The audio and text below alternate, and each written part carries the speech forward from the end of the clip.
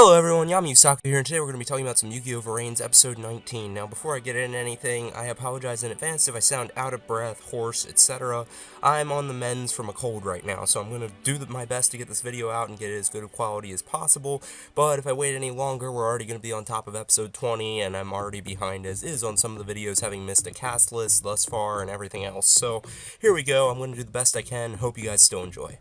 So this episode starts off exactly where we left off in Akira and Yusaku's duel from last time, and Yusaku's able to make fairly quick work of Akira's Hound and Angel, and he has to take care of them at the same time, which he successfully does, because otherwise their effects trigger and he basically watches them recycle themselves. He manages to destroy both at once, but Akira sort of saw this coming and was already prepared. He manages to then activate, I believe it was a trap card, brings out his ultimate ace monster, which was Tindangle Cute Cerberus. Now, Akira continues to show great dueling skill even after this, successfully removing Decode Talker from the field, leaving just Firewall Dragon on Yusaku's side of the field within just a couple of minutes of having summoned his ace monster. Now, for those of you that aren't super aware of Firewall Dragon's effect, because I personally forget it plenty of times, so not a knock to you by any means, it is reliant on Firewall being linked to other monsters. So with Decode being Yusaku's only other monster then being removed from the field, Firewall has nothing it's pointing to anymore, and then its ability was removed. Now, I believe the way the field was set up was Decode was in the extra monster zone and pointed diagonally down to Firewall, so Firewall couldn't have actually activated its effect since one of its link markers wasn't pointing to Decode,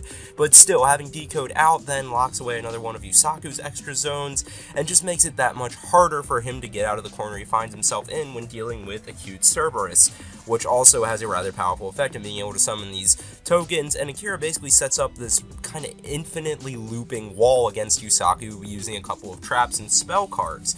And through this, we actually find an interesting pattern within Akira's cards. There's a trap card that has the name Gargone in it, and then another one that has Morley, then Nagel, and Acute, all of which are references to famous scientists and or philosophers, and by extension, especially the further you go back in history, a lot of times scientists and philosophers were the same people.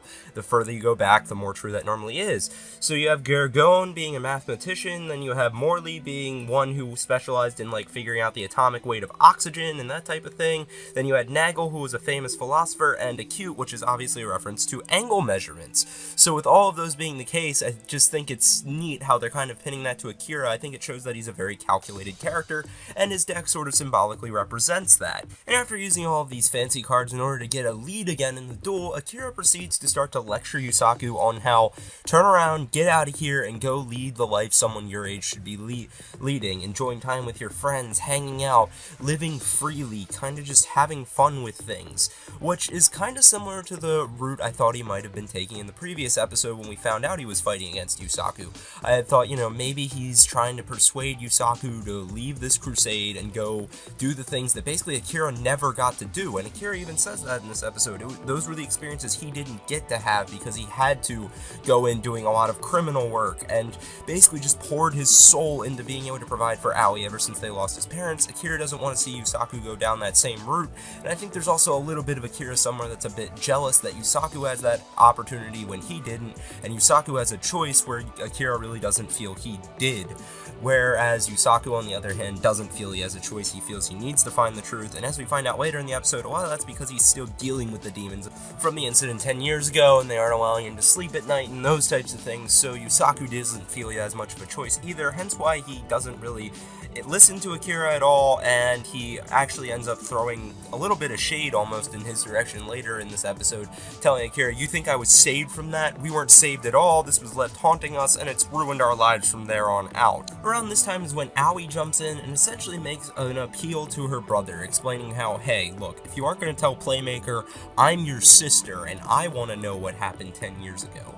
So this actually kind of raises a number of questions. Is she just curious about figuring out what happened, as it seems Emma might be, / Emma probably also wants to sell the information, but nonetheless, or is she trying to help Playmaker in some way? Because after she raises this appeal to her brother, she then goes on to say to Playmaker, ever since I met you, Vrains has been changing around me, and I'm not really sure why I duel anymore, but I feel if I understand what happened to you 10 years ago, I might have an idea of what I'm doing again. I'm finally able to step forward.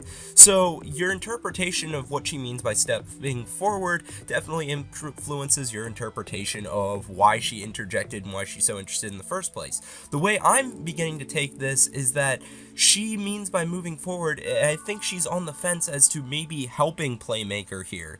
I mean, why else would what happened 10 years ago, which involved him, be so relevant to her? I understand there's a curiosity thing, but if she's considering helping him, that's a fork in the road for her. If she decides to go the sort of rogue route that he's taken, where he's fighting a clear battle, he's not exactly always appearing in front of people and everything else, she has to sort of abandon the other side to the fork of the road here, which was the one she'd been following thus far, which was being very popular and everything else. We've seen traditionally in a lot of comic books and stuff how it often doesn't work super well for heroes to have their identities known and everything else. So if Aoi really wants to aid Playmaker, she's probably going to end up tilting to the other direction, which would be why the not having this information would heed her moving forward. If she doesn't know what happened 10 years ago, she doesn't know what Yusaku's fighting for, and therefore she has no idea whether she should help him or not, and whether it'd be a good idea for her to go there, or if that's even something that she wants to do. But if she finds out and she believes Yusaku's fighting for a noble cause, then she can hop on board with him, have her decision made, and then she has a clear path in front of her once again.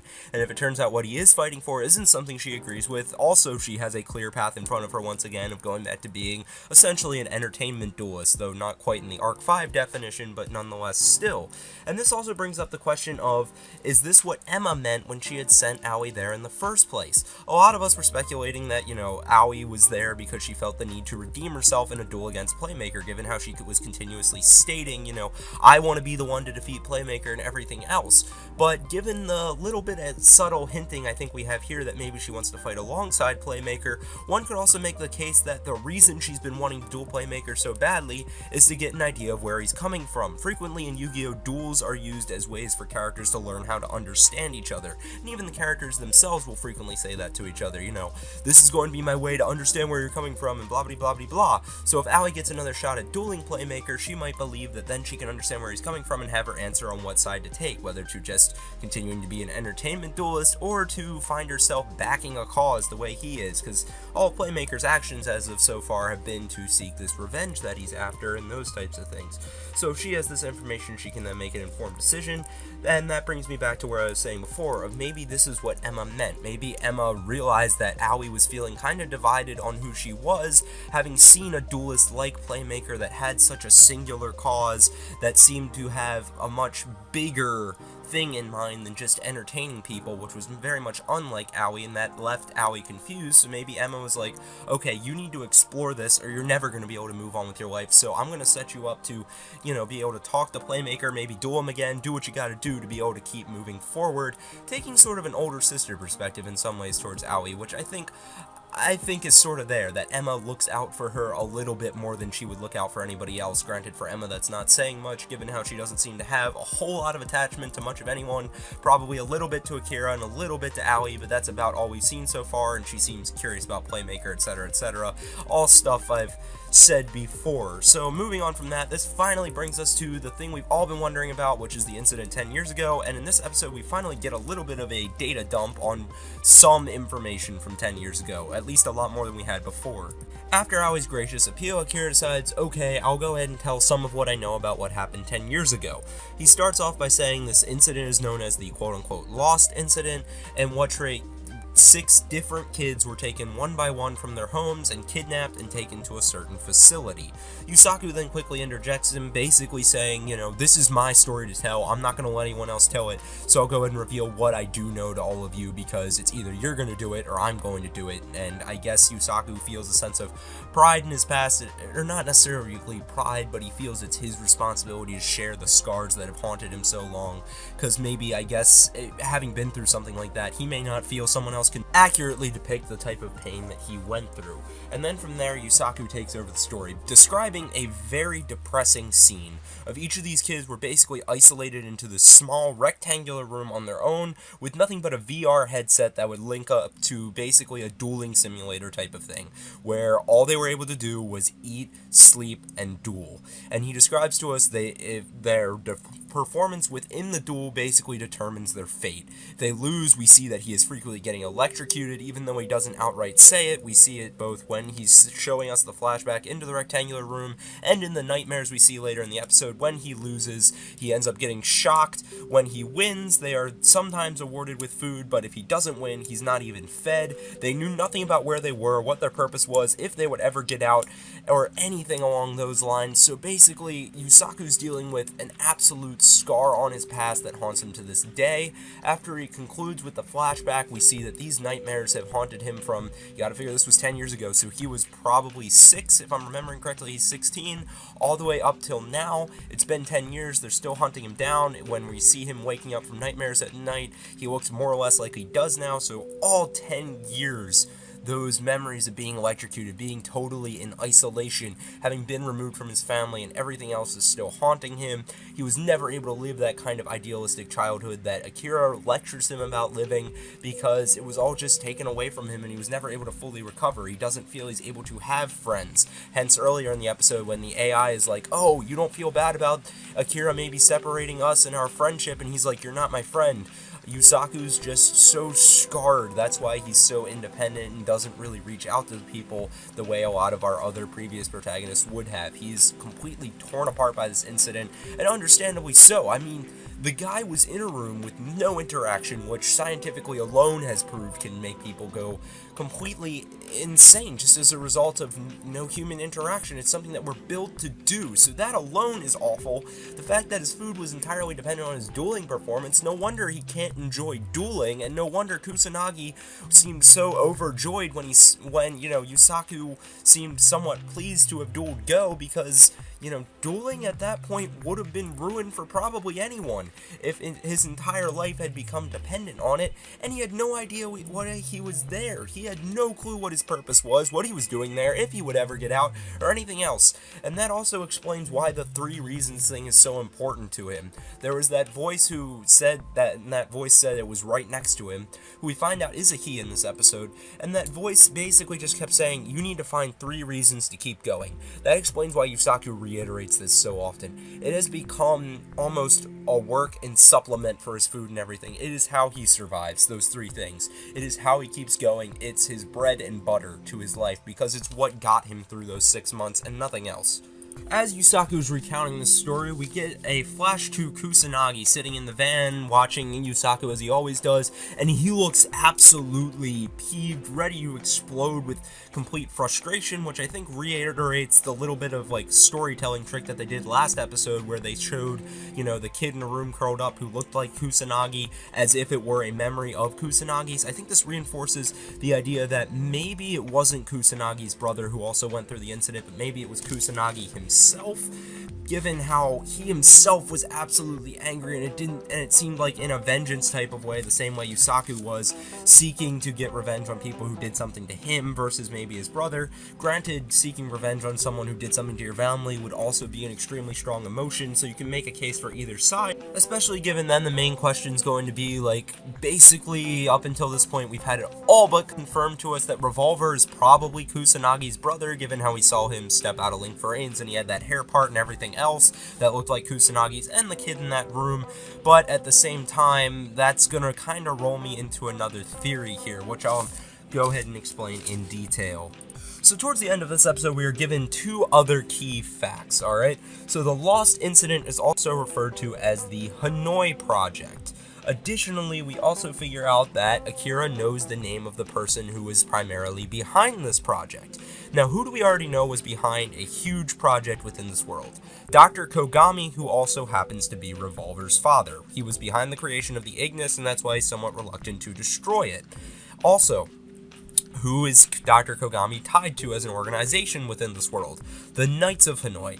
As a result, I wouldn't say it's too far-fetched to go ahead and propose that Dr. Kogami was the one in charge of this incident. Now, I also don't think it was necessarily by choice, given at this point we can more or less confirm that either Kusanagi or his brother was somehow tied to the incident and suffered negatively as a result. I don't think Kogami would have been harming one of his sons on purpose, especially given the fact that Revolver, who is one of his sons, is helping him as of right now.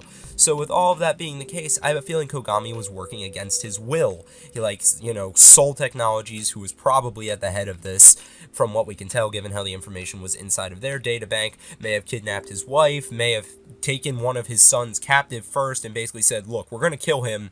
You can either help us and then we'll spare him and just make him suffer for 6 months and then he'll be released, or we will just kill him outright and then your life's going to be worse as a result, or something along those lines, basically to blackmail Kogami into working for them. Now, up until this point, the theory basically makes sense as long as you believe Kusanagi or Revolver was one of the 6 kids that was thrown in along with Yusaku. Then it'll still make sense, because if Kogami's the father of one of them, and they are indeed brothers, he's the father of both of them, and then they could either of them could work as blackmail fodder. Now, the theory from here on is basically going to be falling under my growing belief that Kusanagi was one of the 6 kids kidnapped, and that's the reason he and Yusaku get along so well and are both seeking revenge so strongly, and it would also sort of explain the whole Kusanagi's brother falling into darkness thing in a different light than him being one of the 6 kids kidnapped. Now, I'm going to return to one of the earlier theories that Revolver was probably the person giving Yusaku courage. Now, the voice giving him courage in this episode was confirmed to be a male, and also states that I'm right next to you, but does not answer Yusaku's question about whether he's one of the people kidnapped and captured along with Yusaku. So as a result, I'm wondering if the voice that was giving Yusaku courage wasn't one of the people kidnapped at all, but one of the people kind of in oversight, so to speak, of what was happening. So if Kogami was in charge of the project, it would make sense that maybe once in a while one of his sons were to visit him at work, which could be Revolver, and I would assume it probably was Revolver, given how those two seem to still definitely have a strong bond with one another, given how they're basically in charge of the Knights of Hanoi and everything else. So that current theory would still make a lot of sense, that Revolver could be the one giving Yusaku courage. He could have seen the horrible things that were being done to his brother if Kusanagi was indeed in captivity the way Yusaku was, and seek to help the other kids as a result, because it was like, hey, I need to help them somehow, but if I'm not careful, then they'll do bad things to my dad or my brother or something like that, since basically what this theory is based around is that Soul Technologies is holding at least one of them against their will. Along with that part of the theory, it would also then make sense that Revolver would be fairly aware of his father's work, and if this whole project was indeed going into creating the Ignis, that would explain why he wants to destroy it. It goes back to kind of a common theme in some superhero things of sons trying to right their father's wrongs. For example, if you look at the show Arrow, that was Oliver Queen's entire motivation for the first season, was to take this notebook of names his father gave him of people who are higher ups in power and were terrible people, and basically, the way Oliver took it at least, kill them. I don't think that's necessarily what his father meant, but basically bring them to justice, so he's righting his father's sins. That would be what Revolver's trying to do here as well. We also saw that his father attempted to right them, if you subscribe to the theory that Revolver is taken 2 forms throughout this show. One, first as Dr. Kogami being the father, which would explain why Revolver looks exactly the same 10 years ago, despite the fact that if Revolver is Kusanagi's brother, his brother would have been like 6, and then 10 years later, now Revolver himself, aka Kusanagi's brother, has taken up the throne his father once had of being Revolver and hunting the Ignis and everything else to right his father's wrongs. So all of that kind of makes sense in my eyes. If you take all of that and add it to the fact that, okay, Kogami definitely reacted to the fact that Yusaku knew about 10 years ago, which implies that, Kogami definitely knew about it, and if he was the main person in charge, he would definitely know about it. And the way we've seen that flashback to the room here lately, it seems to be a memory of Kusanagi's, when I'm not really sure how he would have a memory of an isolated place, assuming that room was in the same facility that Yusaku was held captive in, if he wasn't there himself, given how the public seems to have no knowledge of this place.